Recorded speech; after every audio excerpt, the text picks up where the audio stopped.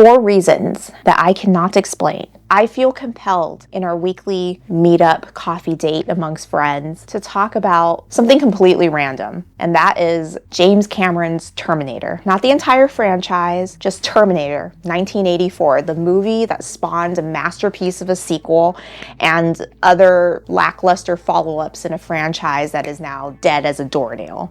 Because we want to feel good, we're not going to talk about the dark fate of this franchise. We're going to talk about the movie that began it all, the movie that walked so that Terminator 2 could run. We're going to talk about the fashion, the relationships, and the vibes of Terminator 1984. Sometime in the mid-90s, I only owned 4 VHSs. Okay, 4 movies that I would just watch over and over and over again when there was nothing good on TV. And one of those movies was Terminator 2. So Terminator 2, I've seen so many times. I have every scene and every line and every beat memorized. So I would say that Terminator 2 is near and dear to my heart. But when it comes to the fashion and the vibes, and don't get me wrong, Terminator 2 definitely has a vibe. That vibe, I would say, is early 90s, 91, 92. That's the vibe. But when I think about fashion, I think about the first Terminator, Terminator 1984, the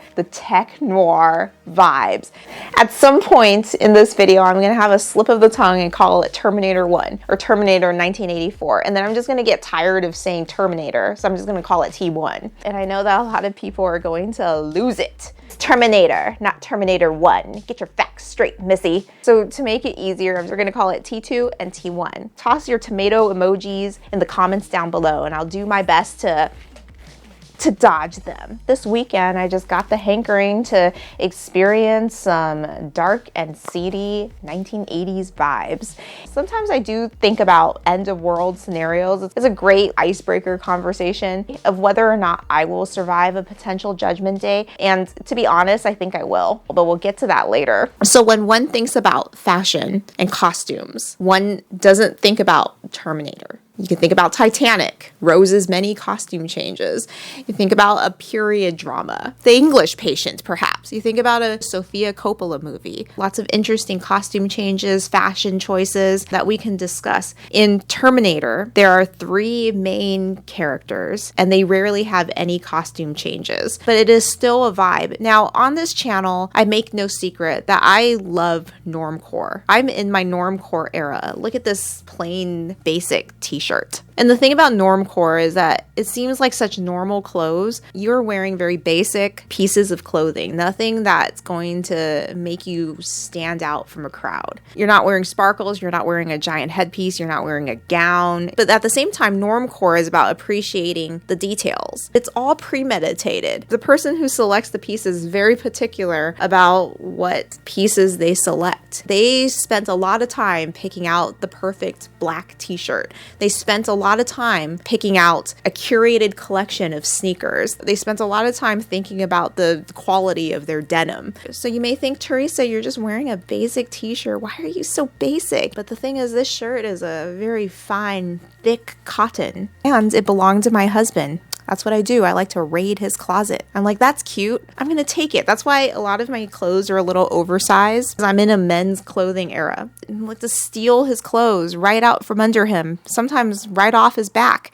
The stealing of somebody's clothes, clothing theft, right off somebody's back, that's a running theme in the Terminator movies. So the first instance of stealing somebody's clothes, forcefully taking somebody's clothes, Arnold as the T-800, sent back through time by Skynet to terminate Sarah Connor. She will be the future mother of John Connor, the resistance leader, the hope of humans, I suppose. Arnold travels back in time with a mission. He lands in the Griffith Park Observatory, which brings me more bitterness because if you've watched my former videos, you know that I have always attempted to go to the Griffith Park Observatory, but because of parking issues and that I can never find any parking because it's always so packed, I was never able to go. I was thwarted 3 times.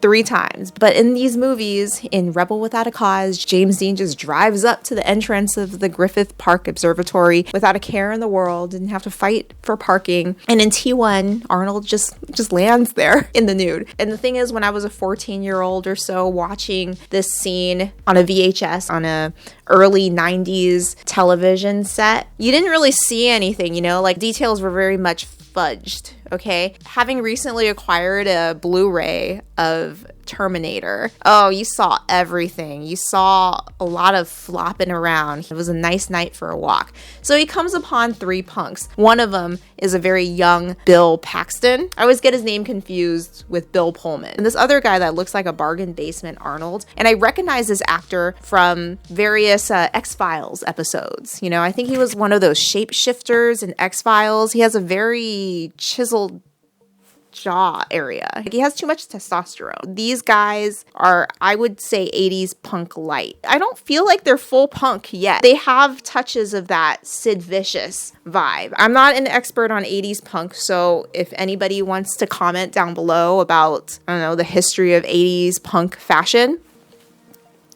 educate us. Bill Paxton, may he rest in peace, he must have been good friends with James Cameron. James Cameron's muse, if you will. I count him in a lot of James Cameron movies. Terminator, Titanic, obviously, Aliens. I don't know if he was in The Abyss. Oh, True Lies. I remember him from True Lies. He was the car salesman. I've always wondered why he has tire marks on his face. Tire marks is a running motif in this movie. Just wheels, truck wheels running over things. Maybe that's a metaphor for machines running over us. So Arnold rips out the heart of the guy that looks like him, and he gets his clothes from the other guy. Supremely 80s, squiggly patterned, muscle tee. The field jacket, somebody online calls it the M65 field jacket, developed for the U.S. Army by Knoxville Alpha Industries. The studded field jackets, motorcycle gloves, cargo pants. Oh, I think this outfit is infinitely more interesting than his outfit in T2, wouldn't you agree? He acquired his outfit from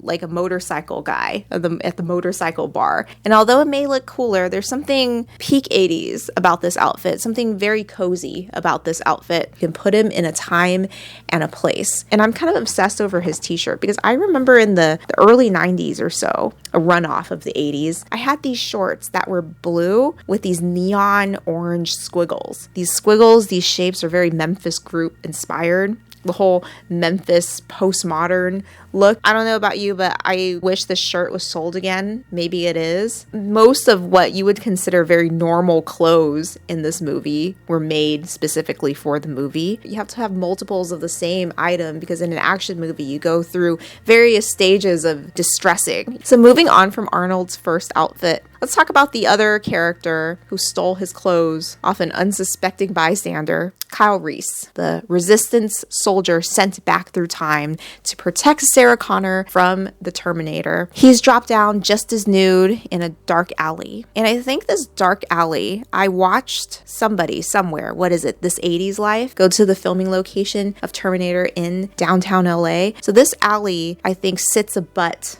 Clifton's cafeteria. Unfortunately, this alley is closed down by gates and everything. So downtown LA, the setting of this movie. And if you've checked out my film noir video, you know of my love of LA, even the seedy parts of LA. I think it has to do with being a native to LA. LA is really a city of broken dreams. If you are a transplant to LA expecting sunshine and palm trees and Kardashians, you will be sorely, sorely disappointed because a lot of LA is a little dusty, is a little grimy. But if you were born in and around the environs, you discard a lot of the disillusionment that comes with expecting a city to be everything. Those native to LA are those who can stare reality in the face without any sense of movie star expectation will see the beauty underneath the seedy, dusty nature of LA. So when Kyle Reese ends up in that dark alley in his birthday suit, just like the Terminator, his foe, he's in need of pants. And the first bystander he comes across is a homeless drunkard. Hey, mister, did you see some kind of bright light? And, you know, he steals this guy's pants. That SOB, he stole my pants. And I'm not gonna lie,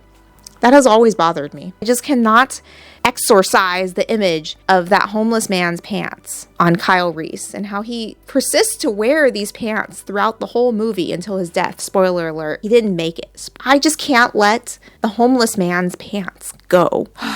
I think it's just because I'm a tidy person, kind of a neat freak. You know, I like to sanitize things. I feel sorry for the homeless guy because those are probably his only pants in the whole world. And now he has to go through the streets of LA, the streets of downtown LA without any pants. Fortunately, he was wearing some long underwear, so he was not completely nude down there. We don't want to see that. I understand the necessity of Kyle taking this guy's pants as the first guy he saw. And you can't run around LA naked. But at some point, the cops chased him into a department store and he stole some shoes, some awesome Nikes, and he stole a trench coat. And somewhere along the line, he acquired a shirt. But you would think, like, since he's at this department store doing the 5-finger discount for his wardrobe, he can upgrade his pants. But maybe he doesn't care. He lives in a dystopian future. He lives underground, like a mole person. Everybody's struggling in the future. Maybe he's just used to wearing dirty pants. So cleanliness is not his top priority. I mean, obviously he has more important pressing issues going on. He's got to save the mother of the hope of mankind. Police are after him for some reason. I never really understood why the police were after him. They just appeared in the alley when he was putting on the homeless guy's pants and they decided to chase him. I've never seen LAPD be so efficient at their job as they were in this movie, but maybe times were different in the 80s. 1984, the Night Stalker was doing his thing. He was doing his thing around downtown LA, around the 626, around the San Gabriel area. I mean, he was a very efficient person. Several years ago, I watched the Netflix documentary about the Night Stalker. Excellent documentary, by the way. He wore a very specific brand of shoe. He had a very unique sneaker with a very unique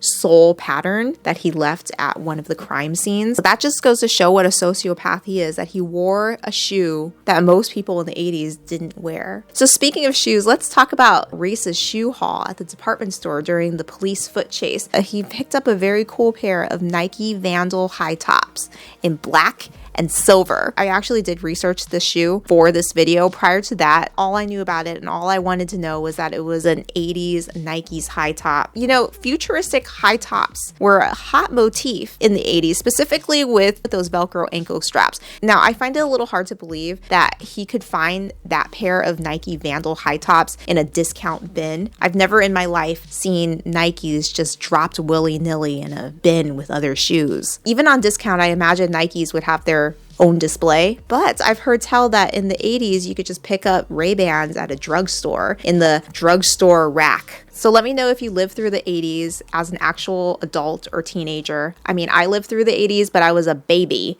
I would like to know if you've ever found Nikes in a discount bin, as Kyle Reese did. Are we under the assumption that he also didn't steal any socks? Did the T-800 pick up some socks from the punk? Somewhere out there, is there a dead punk at Griffith Park wearing nothing but socks? I'm just really grossed out by foot stench. I mention feet a lot in my various videos. And you would think I have some kind of foot fetish, but it's not a foot fetish. I'm just bothered by nasty feet, smelly feet, dry feet. Of course, having sweaty feet means you don't have dry feet. It's just difficult to please me in the foot department. Like, you could look like Chris Hemsworth. You present me with some nasty hobbit feet, some dry heels, or you don't wear socks with your sneakers, and then you have smelly feet. I don't care how hot you are, because I can't get over your nasty feet. What if your feet touches my feet and you give me athlete's foot? I don't have a foot fetish. I don't have a foot fetish. I'm just bothered. Well, this is a strange turn of events. Okay, let's talk about his underwear. So I'm assuming that both the hero and the villain in Terminator have stolen their wardrobe by force, and now they're going around commando. And we know Arnold.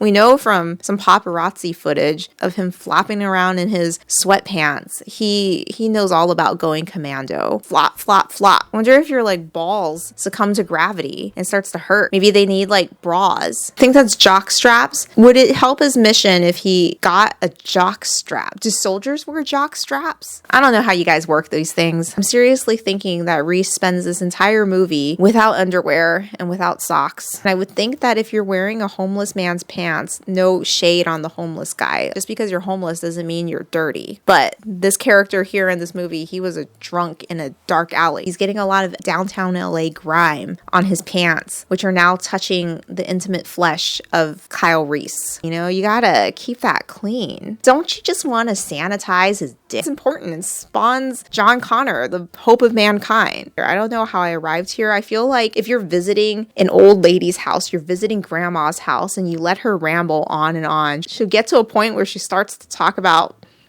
this, talking about dirty Johnsons. The first Terminator, at its heart, is a horror movie. Terminator 2 is an action movie. It's just like the same pattern of the Alien franchise. Alien is a horror movie dressed up to be a sci-fi movie. And Aliens, directed by James Cameron, is a action movie with the facade of a sci-fi movie. The first Terminator follows the framework of a classic horror movie. You got the monster, the T-800, you've got the main character, the final girl, and all the other characters, Kyle Reese included, they fall by the wayside, and at the end, it's a showdown between the final girl and the monster. Sarah Connor is our final girl. Like many final girls before her, like Laurie Strode from Halloween, like Sydney Prescott from Scream, there's like a look to the final girl, and that look is innocence personified, relatability personified. You have to have one piece of clothing item that is denim. She's just a casual all-American girl. Never wears heavy makeup, kind of a tomboy. Like, she's not going to look like her roommate Ginger, who with her crispy perm and her shapely calves looks like she's going to instruct an aerobics class. Honestly, I don't have a heavy opinion about Sarah's outfit other than it achieves what it's set out to do, which is to go under the radar. I believe she is wearing a purple members only jacket. Like I said, the first Terminator movie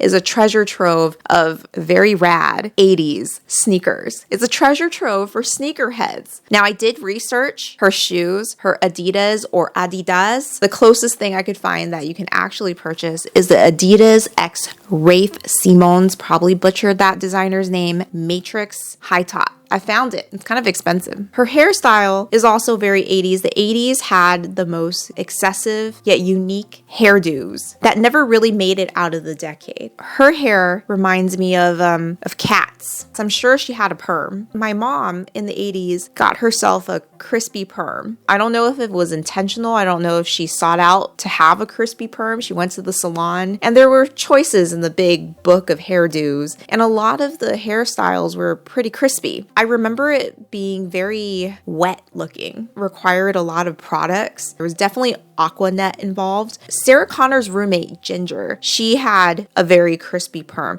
And speaking of Ginger, I'm going to go off on a little tangent here. Before she bites it, before the T-800 takes her down, she was making the most scrumptious looking sandwich. It was a double-decker sandwich, probably a club sandwich, with a side of celery sticks and peanut butter. She was generous with the peanut butter, and she never got to eat it because she died. I feel like that's a running theme in the first Terminator movie. A sandwich is left uneaten, that a pizza is left uneaten. I recall Sarah Connor ordered herself a personal pizza and she didn't even get to bite into her first slice before the news came on, informing her that she is probably targeted by a phone book killer. I'm especially bothered when characters don't get to eat. And I guess that shows you how dire the situation is. But I don't think Sarah Connor got to eat during the entire movie. What are they subsisting on? So make no mistake, even though it may seem I'm harping on these trivial details, were I putting the story together, I would cut these details from the movie because at the end of the day, the story has to move, the scene has to move. So let's move on. So Tech Noir, it's on Pico, is unfortunately not a real nightclub. But housed within this fictional nightclub, we have the vibes, the time capsule that is the 80s, a plethora of 80s looks. Now, Alfred Hitchcock is known to be the master of suspense, but I would also like to tip my hat off to James Cameron, who in this tech noir scene has given us one of the greatest examples of suspense. A few years back during that time, I had a free subscription to Masterclass, and I watched the James Cameron Masterclass. He broke down frame by frame the decisions involved in shooting the tech noir scene. So if I were to do a commentary on the suspense portion of tech noir, this video would be 10 hours long, so you might as well just hear James Cameron talk about it. In most of his movies, I count this scene, and in T2, the first showdown between the T-800 and the T-1000, and also in Titanic, the iceberg scene. Even though I've seen these movies so many times that nothing is new to me, I still find them nail-bitingly suspenseful. Like, I know what's going to happen, but every time I'm like, oh my god,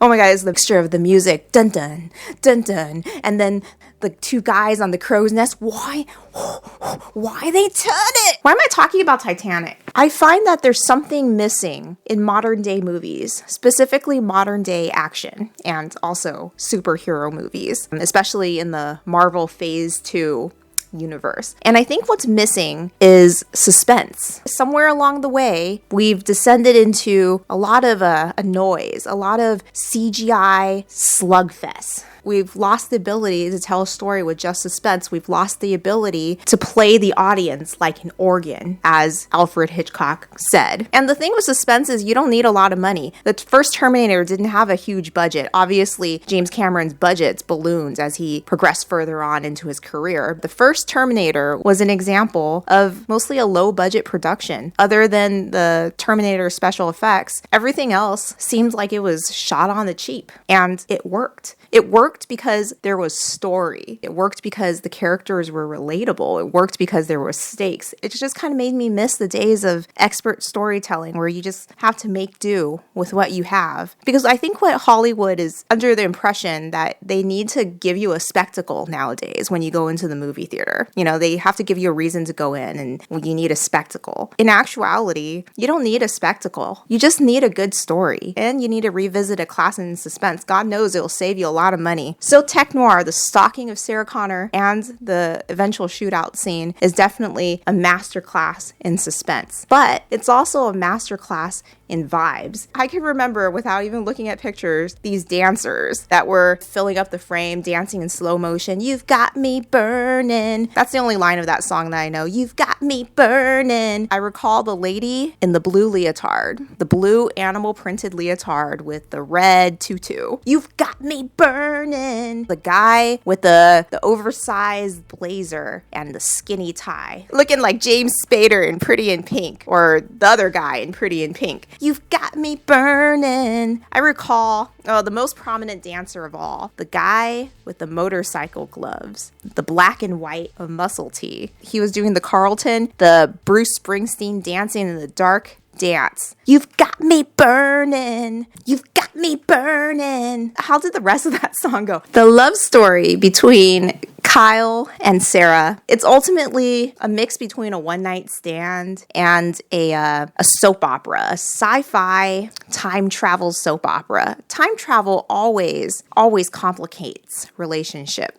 I love soap operas. There was a 2-year period in the 90s when I was really into watching All My Children. I can remember verbatim the plot to Melrose Place. You know, when Melrose Place went really crazy, when Kimberly blew up Melrose Place. You know, that was something my friends and I talked about ad nauseum in the playground as 5th graders. So everybody who's watching this probably knows by now that Kyle Reese is the father of John Connor. John Connor sent him back to the past so that he can, bang his mom. John Connor was also playing the role of matchmaker, in which he was trying to hook up his mother and his father. It's very important to him that they hook up. Otherwise, he would not be born. And it's not as if they had any future together, because it's well known he grew up like a fatherless kid, that his father ends up dying in the past. But don't you think it's freaky that eventually you will meet your father, who is 20 years younger than you? And I looked up when Kyle Reese was born. born, and he was born in 2004. You will meet your father sometime in the future, but you will be his commander. And then you have to ensure that he goes back to the past so that he could sleep with your mother. I mean, protect her, but then also sleep with her, because that's very important as well. Somehow you have to send him back to his doom, because you know he's not going to make it out of 1984. But at the same time, you have to matchmake your father with your mother. But you can't tell him that he's your father and this is what's going to happen. He wants the love to be genuine. So that's why he gave the photo of his mother to his father, so that he could fall in love with the photo, because he's got nothing else going on in the future. It's